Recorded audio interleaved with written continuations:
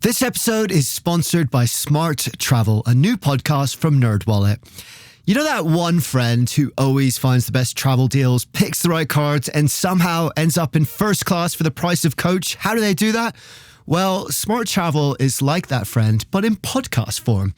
They cover all things travel finance, like which travel cards earn their keep and which are just heavy, shiny metal, and planning group trips that won't ruin your budget or your friendships. So travel smarter and spend less. That's the key with help from NerdWallet. Follow Smart Travel wherever you get your podcasts. Armchair-Explorer is a part of the Voyescape podcast network. Check out all of their shows from around the world at voyescape.com.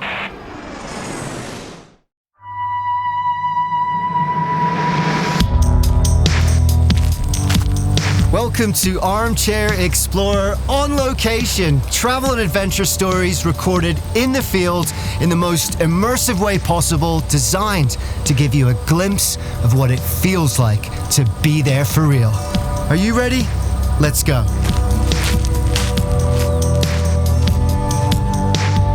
Hey guys, welcome to part 2 of our Uniquely Utah Adventures episode. If you missed the first part and you fancy hearing me jump off an Olympic ski jump into a swimming pool, who wouldn't want to hear that? Then scroll back a couple of episodes. It's a really good episode, and so is this.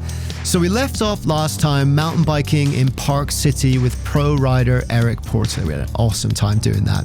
And we're going to kick off this episode on the outskirts of Bryce Canyon National Park, which is beautiful, riding with the ghosts of gunslingers on the Outlaw Trail. And later on in the episode, we're going to be dropping into slot canyons and Zion, speaking to an Olympic champion, and lots more. And by the way, we have more episodes coming up in this series throughout the summer, but if you can't wait to hear them and you fancy listening to a couple of bonus episodes too, then check out the Utah Life Elevated podcast. It's out everywhere, and the link is in the show notes. You can also book this exact trip. We haven't done this before, but I think it's a cool idea. We basically put together the exact itinerary that we followed when we made this podcast with a tour operator. So if you like what you hear, you can literally just book the whole thing for your next holiday. We don't get any money out of this. There's no affiliation, so don't worry about any of that. I just thought it was a cool thing to do. So search up Utah Life Elevated on americansky.co.uk. That's the name of the tour operator, American Sky. So check it out. If you're dreaming about where your next adventure may be, I highly recommend this one. I love Utah. We had such an incredible week making this podcast. I know that you would love it too. Quick shout out to visittheusa.com as well. They are the US's official travel and tourism organization. They're a great resource for all things US travel. Their TikTok, Insta, Facebook, etc. is at Visit the USA. Well worth a follow. They post some really cool stuff. So thank you to them for their support and helping to make this episode happen. That website again is visittheusa.com. And thank you also to Visit Utah. We worked with them to pull the itinerary together. They had some great ideas, and their website is visitutah.com. But don't worry about that right now, because there is a very naughty mule called Pinion and a very cool cowboy called McLean ready to take us into the backcountry of Bryce Canyon. And it is quite a ride. Are you ready? Let's go. From Park City, we head 30 miles west to Salt Lake City for a couple of days. You'll hear about that in our next episode, and then continue onwards to Bryce Canyon National Park near the southern border of the state. This is Wild West country, a place where gunslingers and outlaws once roamed free, and where, if you're lucky, you can still catch a glimmer of that old frontier spirit, especially on the back of a trusty steed. There they are.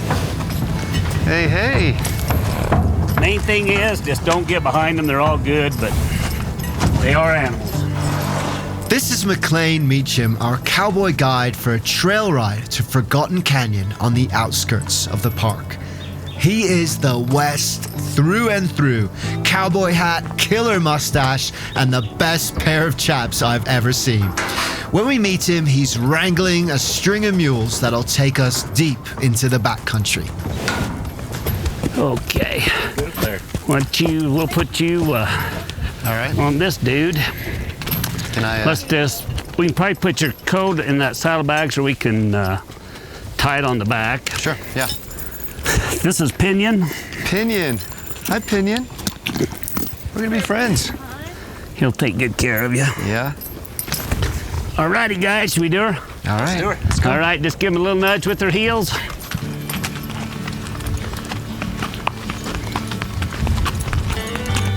Okay. We're off like a herd of turtles. I'm okay to start like a turtle. That's fine by me. All right, this is where you want to lean back a hair and push forward. Yep. Oh, we're going down into the canyon now. Here you go, Pinion. There's nothing like the feel of jumping on a horse, or I guess in this case a mule. There's nothing like that feeling. You're exactly right. And I know you like to hike, but there's nothing like riding through these canyons where you don't have to worry about where you're walking. That's true. It gives you a certain freedom. It just sort of feels right in this landscape too, you know? It's just You're in the West. Yeah, you're in the West now. And that is also what adventures in Utah are all about. 63.1% of the state is public land, the second highest percentage in America. That means it's wild. No one's built upon it. And somehow that makes it feel unique, like stepping back to a different time. You about got this old country to yourself. This is our river. Crossing a little stream here. This is called Sheep Creek. Okay. What kind of wildlife do you get out here? Mainly just me. No. So, You're the scariest wildlife out here? Yeah. So this canyon right here, you usually don't see a lot inside of here. Once you get into the Priya River, we got the desert bighorn sheep. We got elk that'll winter just above us right here. Got bears, mountain lions, bobcats, fox, coyotes. You got the sagebrush right here. There's something about the smell of sagebrush, isn't there? There's nothing better than the smell of sage. You just touch it with your stirrup. You can feel that, smell that. Yeah, it just kind of puts you in this place. Like there's not many places in the world where you smell that and it immediately transports you to the West. Exactly. You won't find too many places as quiet as this. It's so quiet that you realize how much noise there is around you usually. Exactly. Listen.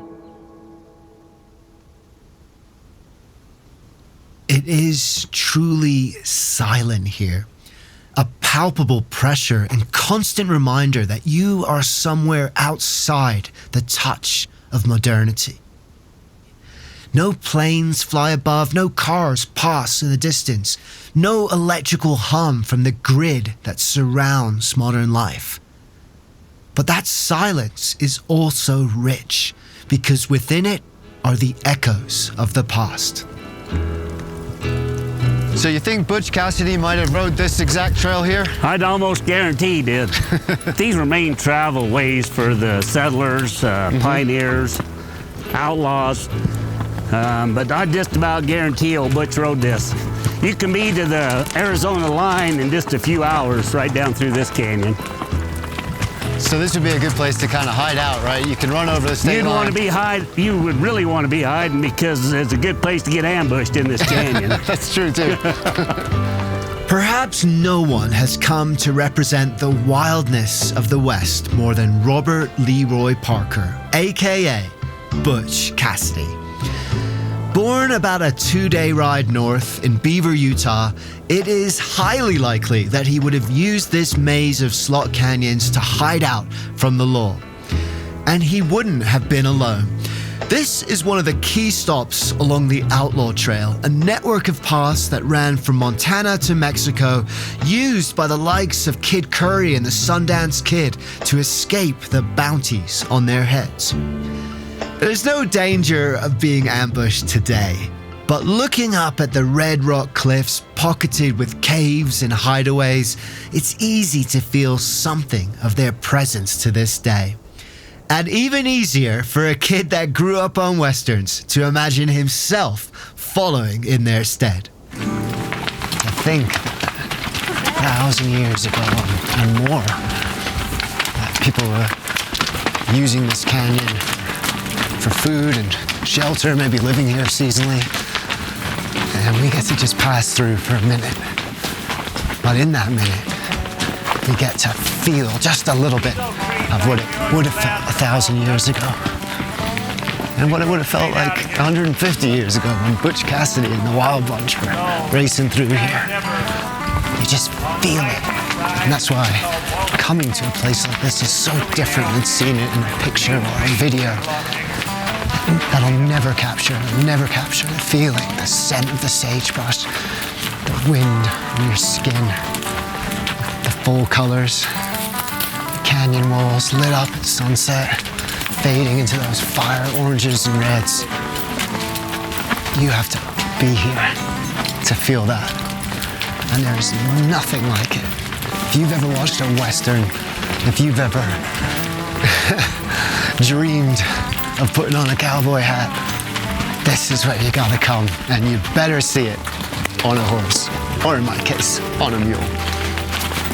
That's good enough, isn't it, Pinion? Yeah, that's good enough. Oh, wow. This is a slot canyon.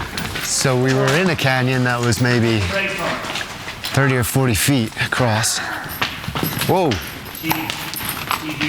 And it's just suddenly narrowed, and they're looking down through it. It's almost surreal how wavy the rocks are and how close they come. It's just, dude. I've had like all my Wild West fantasies all at once. I know. Yeah, me too. It is thought that Utah has the most slot canyons of anywhere in the world, more than 1,000, and a few, no doubt, still waiting to be discovered. Formed over millions of years as rainwater seeps down from the surface, cutting narrow, snaking passageways in its wake, riding through them is surreal, the silence more profound than perhaps anywhere else. But as beautiful as they are also dangerous. This is where you do not want to be during flash flood. Right. I'll tell you guys a little story here. About 18 years ago, I had a couple in here from Sweden. Yeah. Just below here a little ways, I heard thunder. And when you look up, this is what gets people in trouble. You can look up here and it looks blue, but it's not right here you worry about. It's stuff you can't see. So I just I took the picture right here, and we hurried up through there. And I come around a turn, and here comes a flood. And I don't know if you've ever seen a flood, but it's a lot of debris, it almost looks like slurry. I was ahead of them just a little bit, so I whirled around, I come back, I was riding a new horse I just bought. This horse's name was Lucky.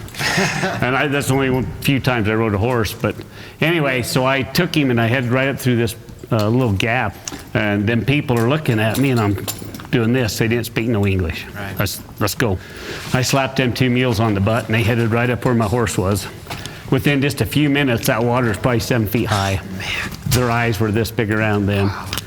And so anyway, I just dropped the reins on my horse and I was walking up to get him, and he tried to walk away from me, and there's a big old flat rock right there, and he tried to walk across that rock and he slipped and he hit that water and he was gone.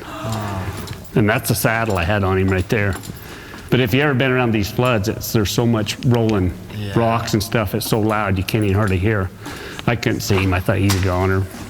And it's about this time of night, it was almost dark. And so I jumped on one of the mules and I come up through here, and when I got right to here, the water was still probably that deep. And just as I could come around the end, that horse was on a bank right here. He survived. Wow. His name was Lucky too. He lived up to Lucky. Did you name him Lucky before this? No, that's the name he come with. So how do you think he figured that out? Just got washed up on a bank, or he kind of... So what we're going to do is we're going to go through these slot canyons. They're going to be narrow, and then they widen out. Right. And I think he was able to get on his feet and was able to get up high enough to stay out of the water. Wow. That's a crazy story. You saved those people's lives, huh? Yeah. They almost started speaking English right there. Go ahead, see what it's like to ride through them ahead of me. Wow. Yeah, this is amazing. Watch your knees. Don't watch your knees hit the rock. Oh, there's a piece coming up here where I think I'm going to have to hold my breath to get through it. Watch out, Pinion. You got this. Stay in the middle. There We got this. Oh, watch it. Oh my God. This is adventure recording right here. Film recording. This is called the headache rock right here, so watch your heads. You're not joking. Oh wow, coming around the corner here. And it's just opening out. Oh, here we go. Lean forward. You got it, buddy. I trust you. Wow, that was a big jump up. We're going up into the canyon now. Just following McLean up. Steep trail. Yeah! This is so much fun. You know, I've been on a horse a few times, but I think I'm a mule man. I believe you are.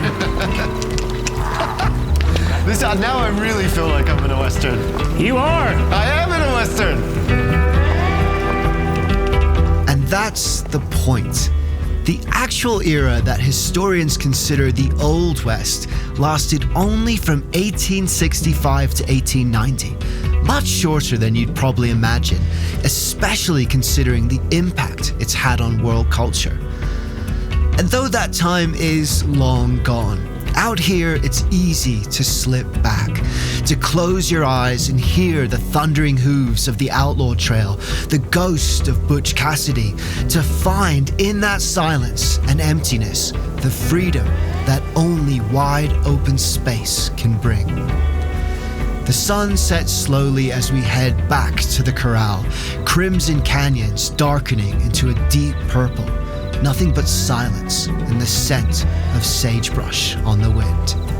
But before we go, I can't help but do one thing. Utah! Who needs to watch Westerns when you can star in one yourself?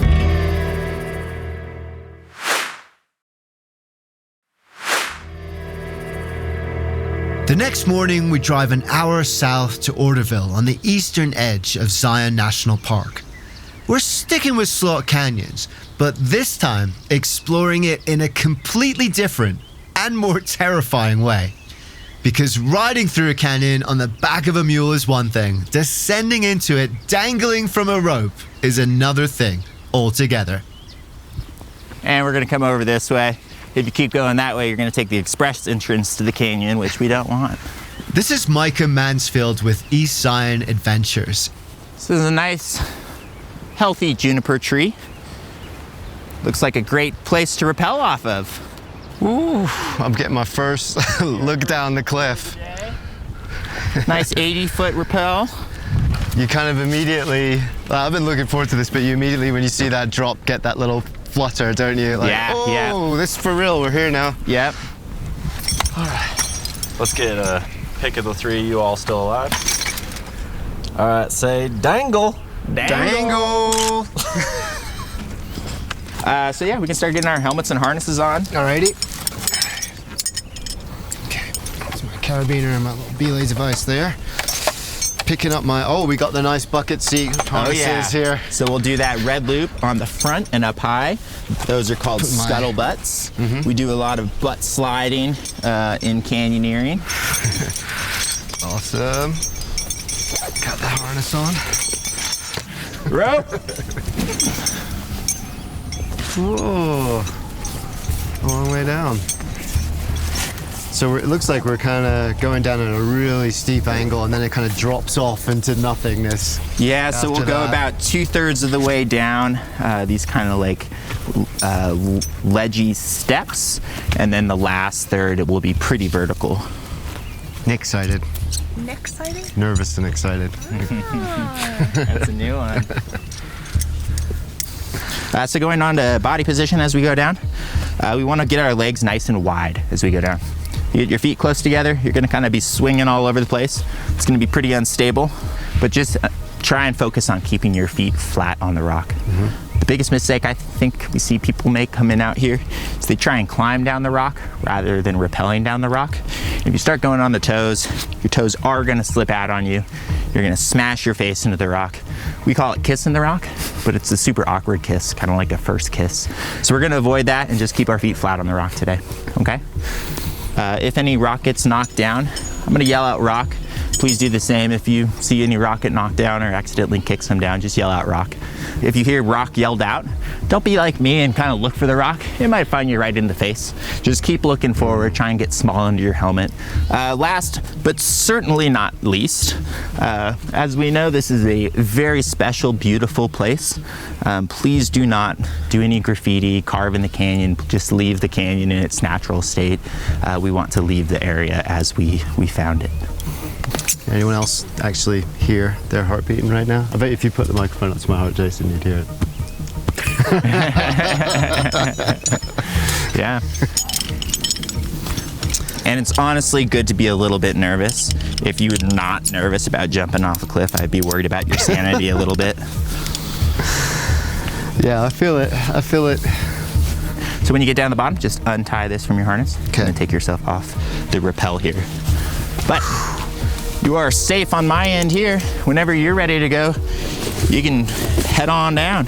This is where I totally trust you, but I'm still like texting. I can't help but do it. That's all right. I appreciate the check of safety. But kind of go in that brake position. Start leaning back in your harness. We always want our weight in the harness and on the rope today. Our feet, again, are just kind of there to balance yourself going down.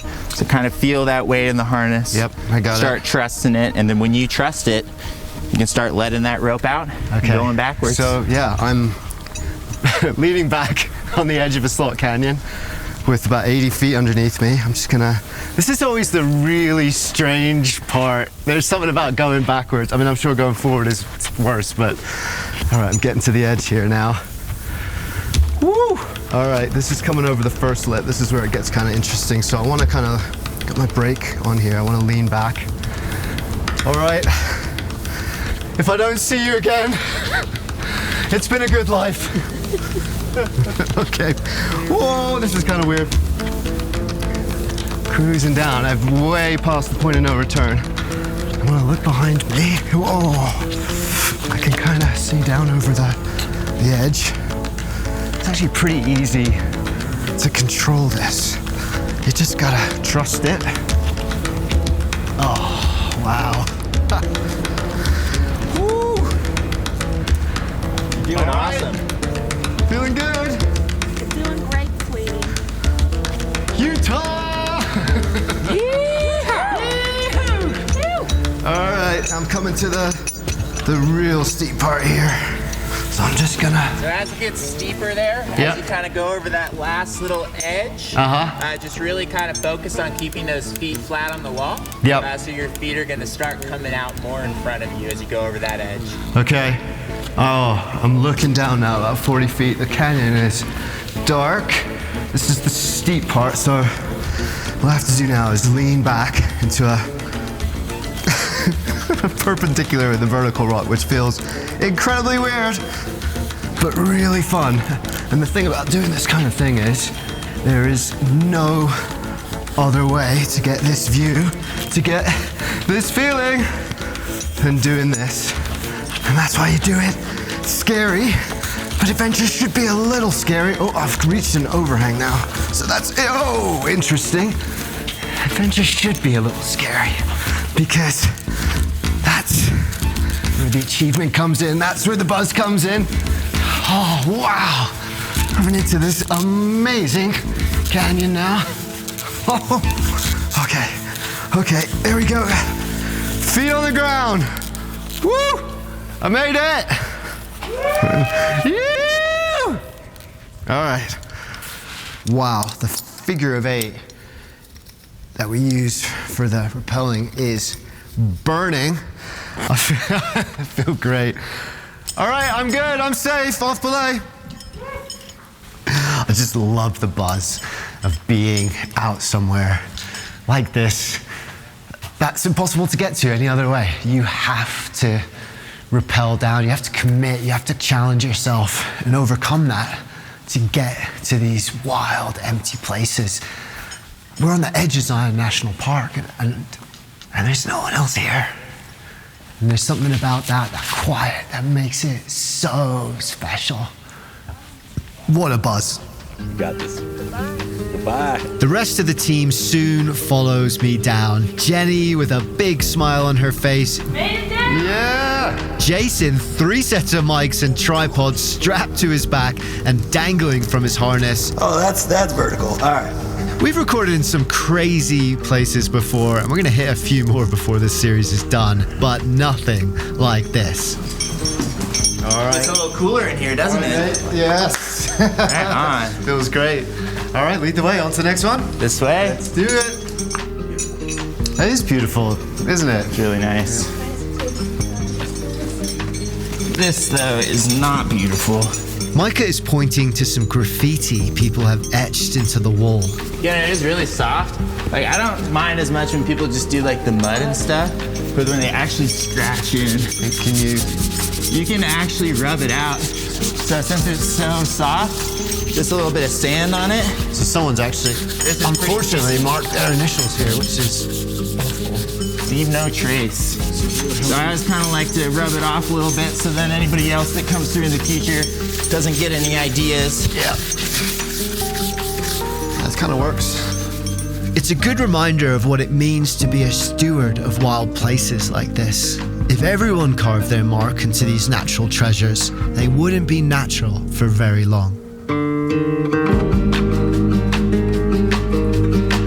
Where do you see our next downslide? The second rappel is shorter than the first, but more technical, passing through a narrow gap in the rock that's slightly overhanging, making it hard to keep our footing. It's a little narrow. Further into the canyon, the slot's narrow, at times so thin, we have to turn our bodies sideways to slide through. At others, there's ropes to haul ourselves up by our hands. This is like don't fall territory. At one point, we actually have to bridge ourselves, our backs to one side of the canyon, feet pressed to the other, and down climb a 10-foot ledge. It's like being squeezed by a vice. Oh, I even worked in a mudslide. How about that? And then we reach the finale. Yeah. Seems the ground has ended. That is a cliff. That seems a long way down. See, that one's for you. Okay, we've reached the last and final rappel here. This is the most challenging one by far. Okay, I'm gonna step out here. Oh God, right. I'm just kind of balancing on a little tiny ledge before I drop off on the other side. Okay, all right, I got this. Got this. Woo! I don't think my feet go that wide. Oh. There we go. I'm fine. Yeah, it's kind of slippery, but I'm trying to lean back into it, so I get it. And I'm nearly done the last one. Oh, yes.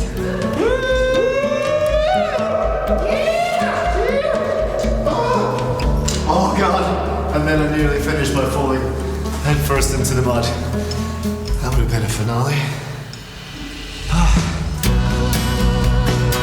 Canyoning is a challenge. It takes a certain amount of grit and honestly craziness to walk backwards off a cliff.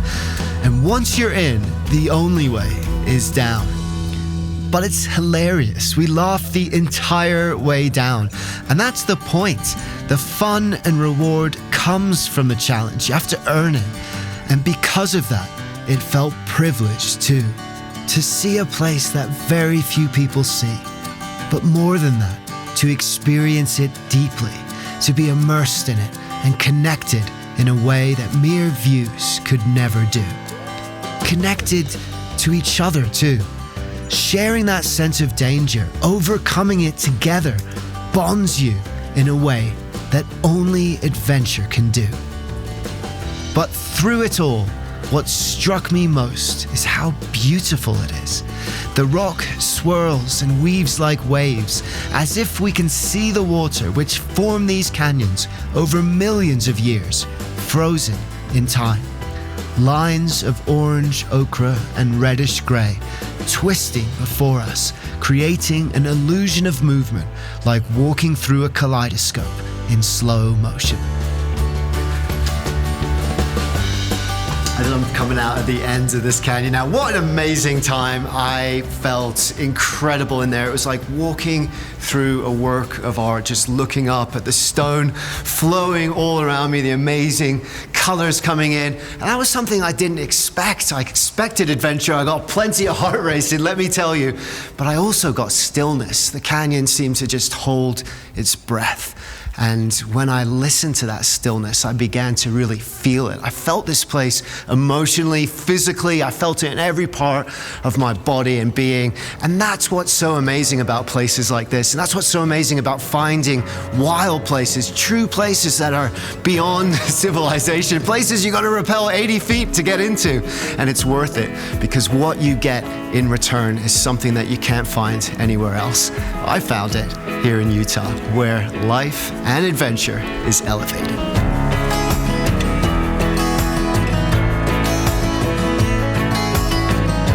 We'd reached the end of our road trip, but not the end of our story.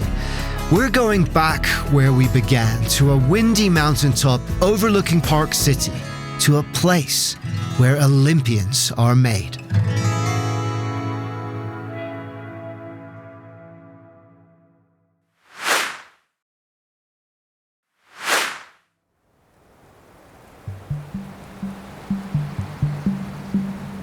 I always start by looking up at the sky. And that day was just, a quintessential Park City day. It was not a cloud in the sky. We called it Bluebird Day. And it was just absolutely breathtaking. This is two-time Olympic medalist and Park City local Shannon Barkey. And she's taking us back to the starting gate of her medal-winning run here at the 2002 Winter Olympics. And then I looked at the mountains, and no matter when I was competing in the Wasatch Mountains or the Andes or the Dolomites or the Alps, there's a piece of the mountains in my soul. And so being in gratitude for just this piece of the mountains that I get to experience. And then I looked down at the 20,000 or 30,000 people that were at the bottom and just being like, oh my gosh, they're all wearing red, white, and blue. They're cheering. And now the crowd roars and rises to its feet to welcome the next competitor. It's Shannon Barkey. And then just to look at the task at hand, which is 300 yards of moguls, the hardest thing that you can ski, the 2 jumps that I have to execute, and that I have to be the best in the whole world from the starting line to the finish line. Down there, she told me earlier that she feeds off the crowd. She has such a great attitude. When every other World Cup, they ask you competitor ready. And in the Olympics, it's Olympian ready. And in that moment, I just knew that I was meant to be there. I've never felt a moment in my life before that moment or after that it was just so right and so meant to be. And all of the stars were aligning for me to have that perfect run that I had trained for. So they said Olympian ready. I just had this huge smile on my face. Won the Gold Cup, got several podiums leading up to the Olympics. It's time for her to... And pushed out a gate. Helly Ironcross at the top. All she does have to do is maintain control through the middle section. There's 30 bumps again from the top bump to the middle bump. Quick turns, really, really quick turns. And had one of the best mogul runs that I've ever had in my whole life. It was amazing. It was amazing. And I just wish I could relive it every day. Shannon Barkey has got some great scores and has moved to the top of the podium. Shannon Barkey is leading here at the Olympic medals final. 25:06. Shannon took home the silver, the first of 34 American medalists that year. She soon also became the first women's freestyle skier to win multiple Olympic medals. It's an incredible achievement, but it's also emblematic of the spirit of adventure here in Utah, a spirit I've been searching for and glimpsing this entire time. And now it was time to put it all into practice.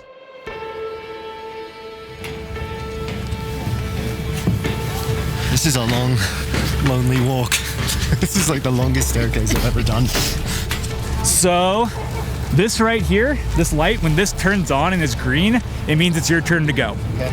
So you want to look for this, and that means patrol, they know you're here, and they're gonna get the bubbles for you. This is Ryan Devine, a coach here at the training center, and the bubbles he's talking about break up the water surface, which is key for a soft landing. When you land in the pool, Natural tendency is going to be want to kick your feet to get out. Don't do that because that's just going to hold you in place. So like relax your feet, let them float to your back, and just use your arms to swim. Okay. Oh God, I'm like hyperventilating. Yeah, sure, whatever. All right, mate. Give us a word when you're ready. See you on the other side. See you, mate. Okay, here we go. I always say, be where your feet are.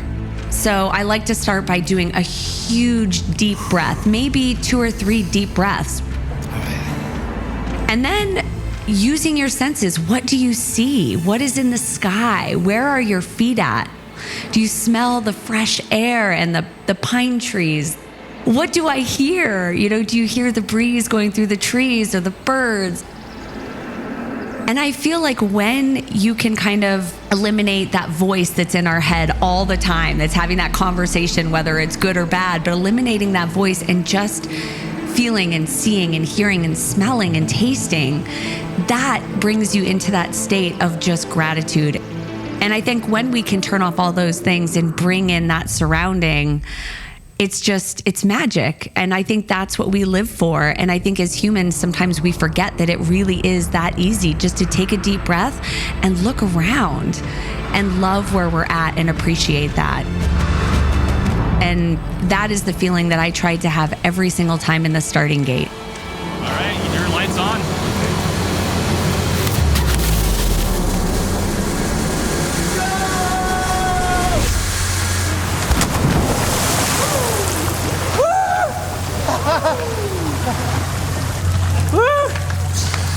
I think I landed on my skis. That was actually really good. You were nice and composed in the air. That was one of the better first jumps I've seen. Woo! One of the better first jumps. That was uniquely Utah. That was so much fun. We've gone all around the state. We've ridden horses. We've ridden mountain bikes. We've climbed. We've fished. We've ridden rapids on rivers. I think this was the best. Ski jumping with the Olympians. Oh, it has to be uniquely Utah. How much fun was that?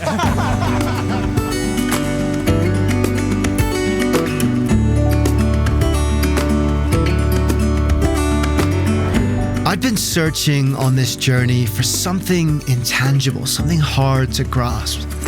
Not just adventure itself, but what it gives us and why we keep coming back for more. On the river, I learned stillness, to let the busyness of modern life wash away on the currents and cast of the line. On the trails, I learned to focus and find my flow, the place where challenge and skill meet and open doors to the present moment. I found silence, wonder, and beauty in wild places where few people dare to go.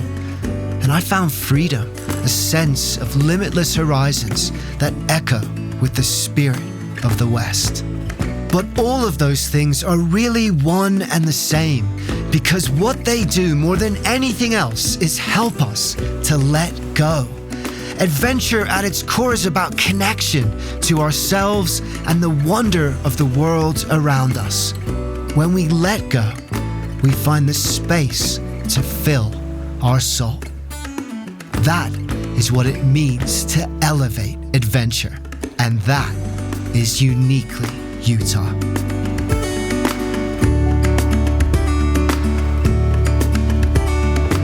Thank you for joining me on our Utah Life Elevated road trip. We've got 2 other episodes in the series, and if you can't wait to hear them, don't blame you. Search up Utah Life Elevated wherever you get your shows.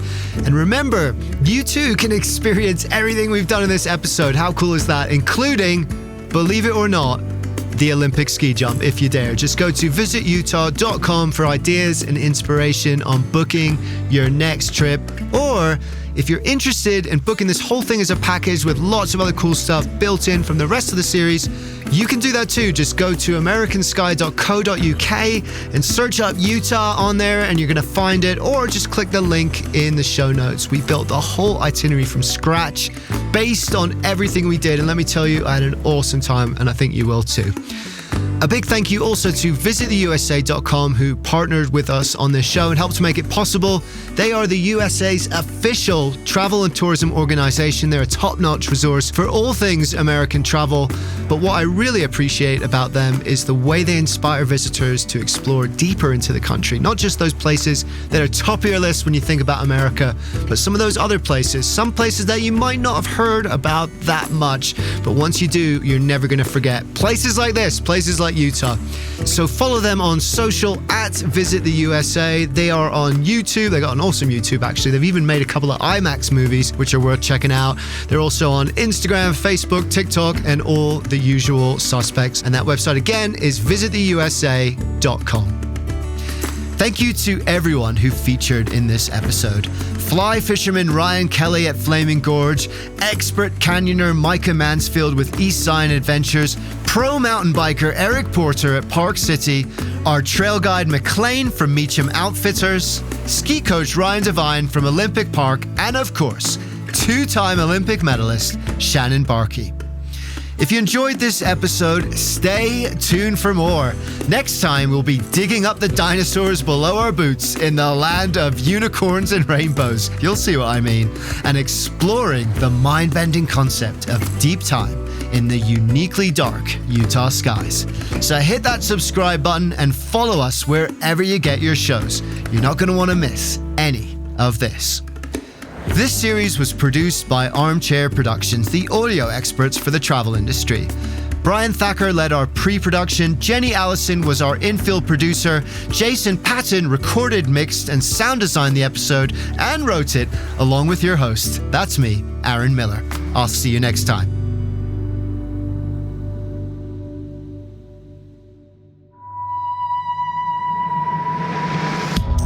Thanks for listening to this Armchair Explorer on location episode. I had a ton of fun making it. I hope you had a ton of fun coming along with me. Next week, we'll be back with our usual format, and then there'll be lots more on location stuff to come.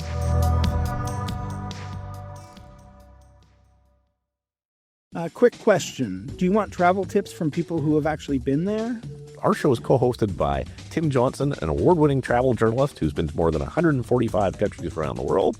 And I'm David Brody, the other co-host who's been travel podcasting for 20 years while traveling to 50-plus countries around the world. In about 10 or 20 minutes per show, we break down a destination with the kind of insight you usually only get from long guidebooks or hours of research. So if you want expert advice, zero fluff, and travel inspiration that you can actually use, search for Travel in 10 wherever you listen to podcasts, or you can also find us at boyescape.com. Hi, I'm Pauline Fromer, host of the Fromer's Travel Podcast. We post new episodes weekly, detailing the kinds of money-saving tips and cultural insights that will make your trips richer without making you significantly poorer. We do so by interviewing real travel experts like TV host Samantha Brown, Fromer's authors from around the globe, and such public figures as Free Solo's Alex Honnold. It's a fun travel party. I hope you can join us.